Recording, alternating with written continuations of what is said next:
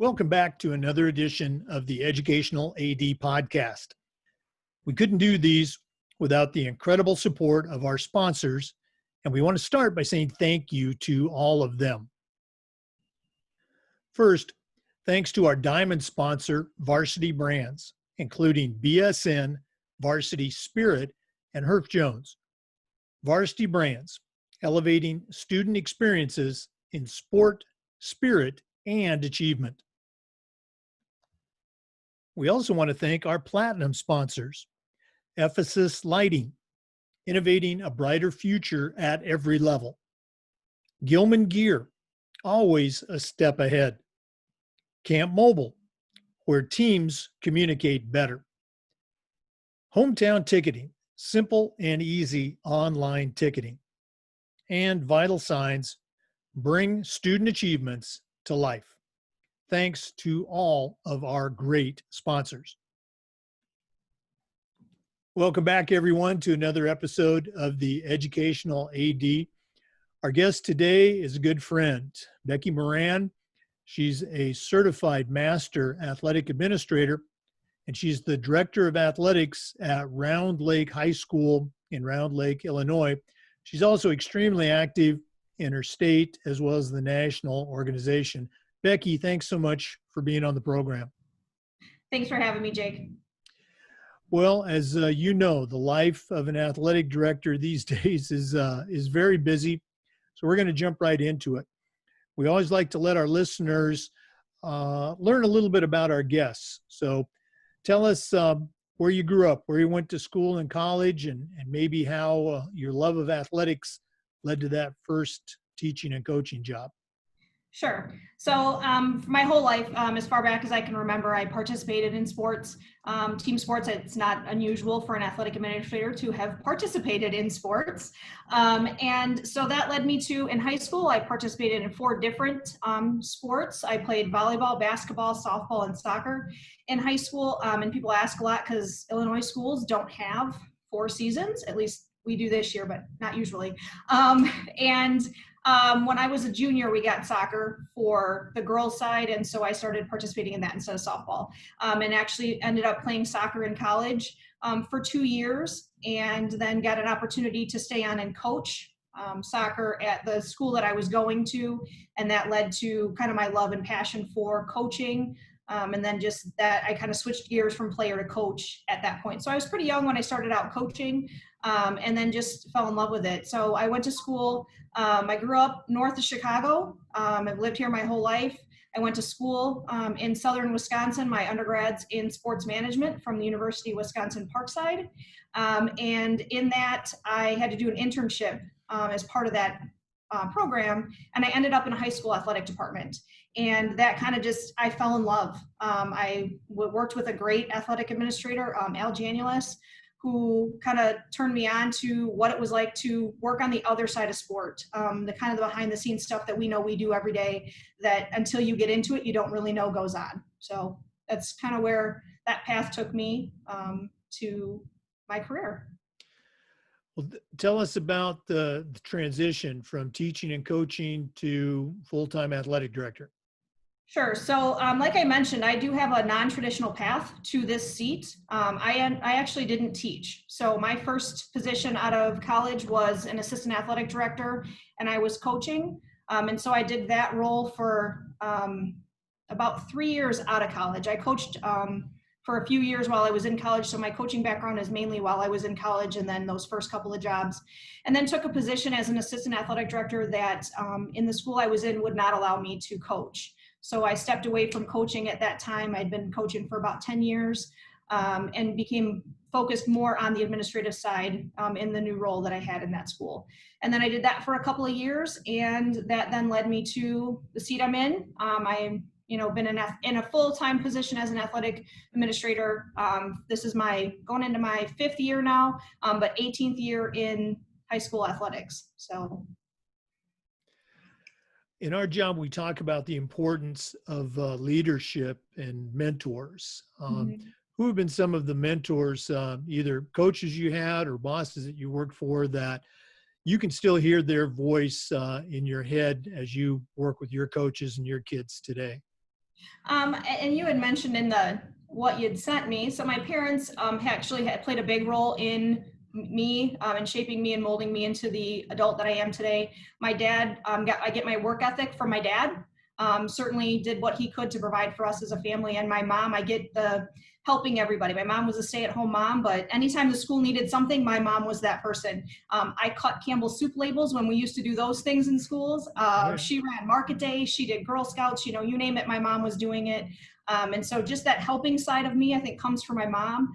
In terms of career, I mentioned Al earlier. I've had some really great athletic administrators that I've been able and been fortunate to work with. Daryl Nance would be one. John Van Fleet in Illinois would be another. I was fortunate enough to, I didn't mention I have a master's in athletic administration that I got at Ohio University. And when I was going through the program, Dr. John Olson was one of the professors. So I was able to learn from him. And he's actually one of the reasons I got involved so young in the NIAAA. So I would say those would be the individuals. You know, that's something that, you know, we hear a lot of, you know, we have, I think, some young athletic directors just getting started in their career, and they'll look at someone, you know, let's say, you know, like us, that we're active at state and we've been given the opportunity to work at nationals. Talk a little bit about that path, how, you know, you were able to get involved early and how you're, you know, staying involved now. Sure. So I think that early on involvement had a lot to do with my inability to say no. And so I was everywhere. When I first started out, I want to know, I want to learn things, I want to be great. And so I looked to others for that information. And the first, I think, 5 conferences I went to and the first national conference I went to, I took an LTC class in every single session. What can I do to get better at what I'm trying to do and put forward programs for kids? And so as I continue to do that inside of our state, obviously people notice that. Not everybody takes classes in every single session. You know, 12 hours of LTC at a, 30-hour conference is a lot. And so I think by just being around and being available, and then when somebody asked if I wanted to be involved, I said yes. And I can tell you, I was nervous as heck when they first started putting me in front of people, people that I had looked up to and learned from. The first class I ever taught in leadership training, they went around the room, and I want to say there was about 2 or 3 people in the room of about 35 that had been in education longer than I had been alive at that point. And here I was teaching LTC 508. So nothing like jumping right in with 2 feet. But for those of you who know me, that's what I do. And so from there, I was asked to join their professional development team and be a coordinator for leadership training. That was the title at the time. I now in Illinois oversee all professional development that happens inside of our organization and for our association at our conferences. I run our new ADs workshop every summer for our new ADs in Illinois. I've run our state conference before. So I think, like I said, I think it's my inability to say no, but I truly love giving back to athletic administrators. And then, switching gears to that national level and how that happened. I thank Dr. John Olson for that. I was at a state coordinators meeting. They were looking for somebody that could teach LTC 719, which is a leadership course. It had just split from 709, the communication course, and they needed new instructors for it. And somehow I got put into that class with Mark Armstrong and Ed Lockwood. And it was a class of 100 people. And John was sitting in the back of the room taking notes. So I don't know that I could have been more nervous in that situation than I was, but it was a great opportunity for me to start teaching at the national level, and I've been teaching now since then. I've grown kind of my reach in terms of both levels. I was on the strategic planning committee for the NIAAA for the 4th strategic plan, and currently sit as the credentials chair for the NIAAA, and am a mentor for one of the current leadership cohorts that we have going on. So really just continuing to have an influence and have an impact on athletic administrators in our country. Well, I think the takeaway is, number one, that willingness to get involved, and at the same time, doing the very best that you could. I know that you were one of our presenters this past spring at our state conference when our conference was canceled. We went virtual, and I called you up, and you very graciously agreed to do a workshop, and it was fantastic. Um, you mentioned the cohort, which is one of the newest professional development opportunities the NIAAA has developed. And you and I were fortunate enough to be part of that very first cohort class, and now cohorts 2 and 3 are going on. Just from a personal standpoint, describe for our listeners, briefly what the cohort model was, the initial one, and maybe talk about or just share how that was a valuable experience for you. Absolutely. Thanks, Jake. And I truly enjoyed our time together in the cohort. I would say it was a tremendous experience with a great group of individuals that really challenged you to bring out the best in yourself in how, looking at how we do what we do as athletic administrators. And I think for me personally, the challenge was, as you can hear from some of the story that I've already shared, I want to be great. I want to do the work that it takes to work at a high level and then share with other people on how they can get there as well.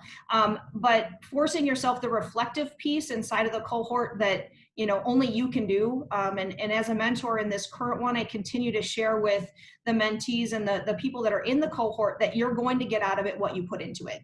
And if you, don't take the time and do the work, there's nobody else holding you accountable. And at the end of the day, it's about a self journey. And I really enjoy that piece of it. And it forces you to really be reflective on the practices and the work that you're doing for kids. And again, our cohort for our listeners, it was, 15 athletic directors from across the country. We met very much through a Zoom conference once a month. There was work, there was reflection, there was sharing. The theme was leadership, athletic directors as leaders. So Becky, how has the cohort that you're involved in now as a mentor, I know the focus is a little bit different. What are some of the changes that you've seen? I think one of the biggest changes in the model, I'm in the alternate model. There is one that's very much like the one we went through. And the one we're going through is more guided by our participants. So each month we take that monthly topic that we've dove into as a group, and one of our cohort members presents that topic and how they're doing the things that they're doing around that topic in their school. Additionally, one of the things that's part of the cohort is a book study. And I felt that kind of got brushed to the side in our cohort. And so each month, one of our cohort members presents their book and why they think it's a great book for other leaders to read and how impactful that book has been for them. And so I think that's just been a great way to kind of highlight, what has made that person into the leader they are. And it kind of gives some insight into who they are, and they get to be a little bit vulnerable with what they talk about. Oh, okay. I appreciate you sharing that. Let's talk about your school. You've been there for a few years now. What was something that when you first came in that you looked at and said, well, hey, they're doing a real good job, but I think we can do better? Maybe what's an initiative that you helped generate, or maybe something brand new that you're particularly proud of?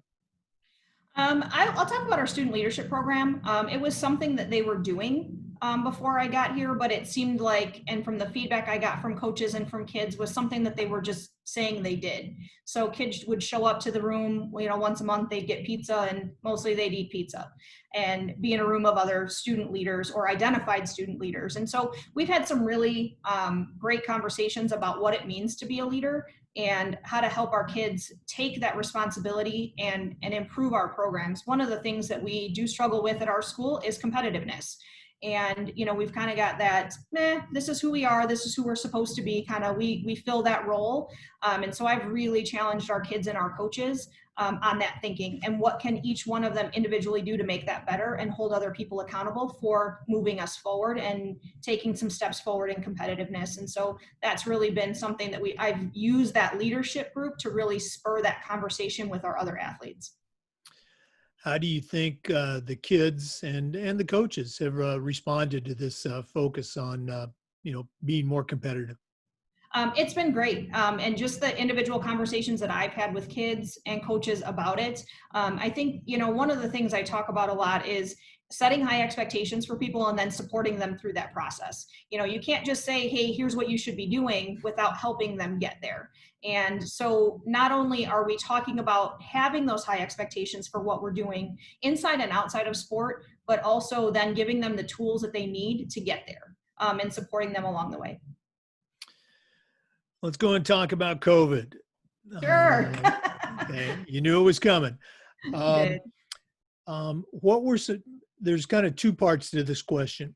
What were some things that you did this past spring at Round Lake when we lost sports? What'd you do with your kids and your coaches? And then now, understanding that there's still a lot of unknowns, state associations and CDC and everything else.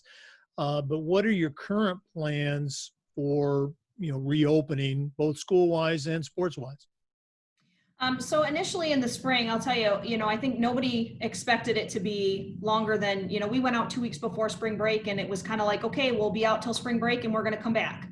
And so initially, I don't know that there was a ton that we were all doing, because it was like, okay, we'll just be back. So our coaches were staying in contact with our kids and doing some things. And even then we were saying we shouldn't be doing Zoom workouts. We should just be, reaching out for that social emotional support for our students. And as that progressed, we certainly transitioned to what can we offer them to be active and to have those, those calls. And so our coaches were doing a great job of staying connected with our kids, checking in on them, having that support, and also talking to them about their academics. In Illinois, it was very easy to say, I don't have to do anything else. If I was okay with my grade, our State Board of Education said their grades could not get worse from March 13th on.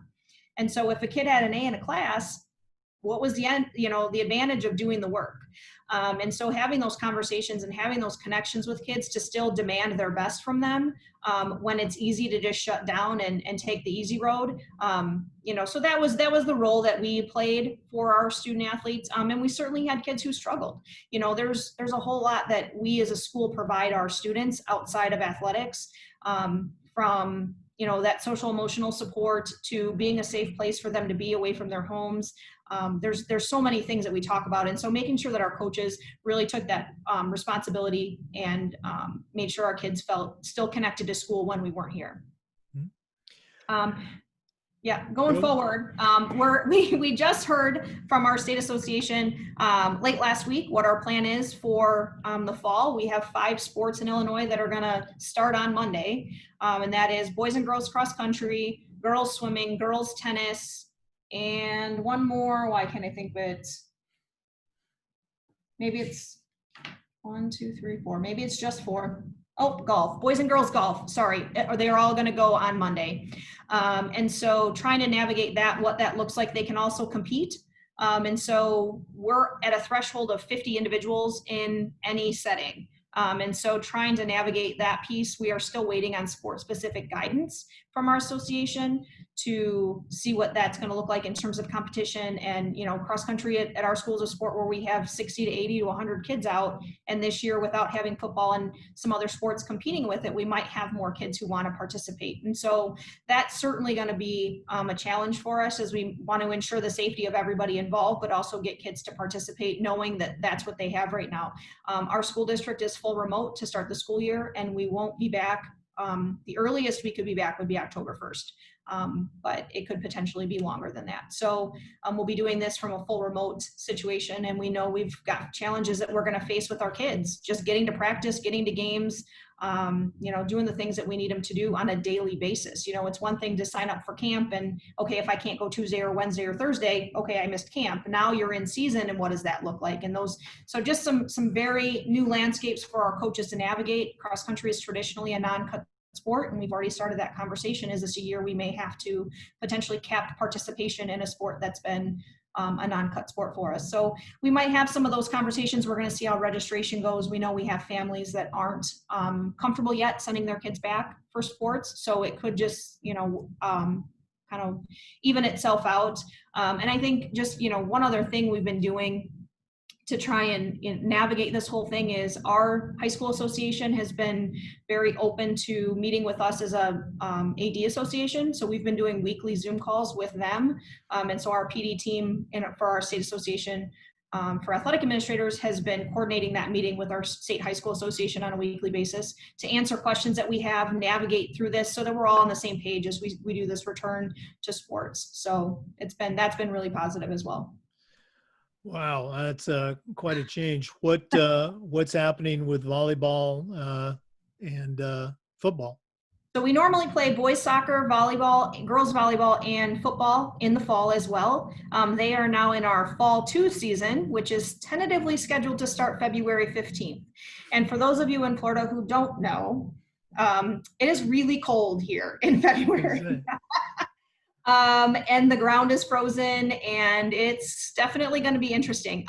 The dates beyond this fall season are subject to change, obviously, as we continue to navigate the numbers of cases for COVID in our state and in our area. And so those could be changed, but I am not looking forward to, I think football games start like March 3rd or 5th or something like that. And I don't do cold all that well, so it's going to be interesting. Football in February, March in Florida, that wouldn't be so bad. No, it wouldn't. But I'm thinking we're not playing under the lights on Friday night. That sun goes down and it's cold. Right. Also this past spring, across the nation, we saw an increased awareness in the area of social issues, social consciousness. What are some things, in your opinion, that we as athletic administrators, what can we do better with our kids, with our coaches in this particular area? I think first and foremost, it's starting a conversation. It's being willing to jump into a conversation that might be uncomfortable, where you might not know what to say, and getting in and being vulnerable in that conversation. We did that with our combined cohorts about a month ago. We led that conversation. We had Dr. Lisa Langston on with us and led a conversation about, what that looks like and what challenges that we face. And I think sometimes it's just, I know personally it's a fear of saying something that might offend somebody unintentionally. And so we ignore instead of talk about it. And I think that's certainly the first step. And then be educated.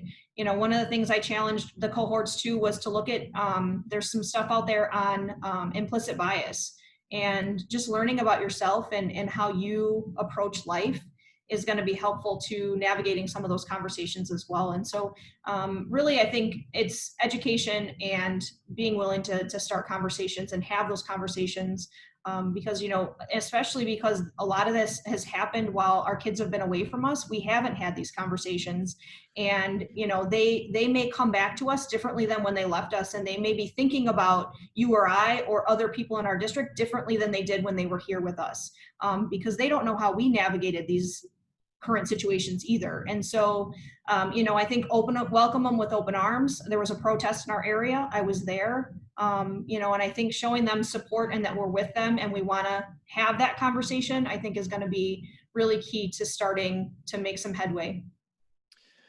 It's such an important point. And you mentioned Dr. Lisa Langston. Actually had her as a guest last week. And, Awesome. Lisa and I knew each other from our early days on certification. And when I asked her this particular question, she said pretty much the same thing, but then she started to relate a story of when she was on the track team at Texas A&M and how the team had stopped at a restaurant and they were all eating, and that one of her teammates, who happened to be a white male, leaned over to her and just said, we're not being served as well as we should be, because we have blacks and whites at the same table. And it was, she told it much better than I'm telling, but Sure.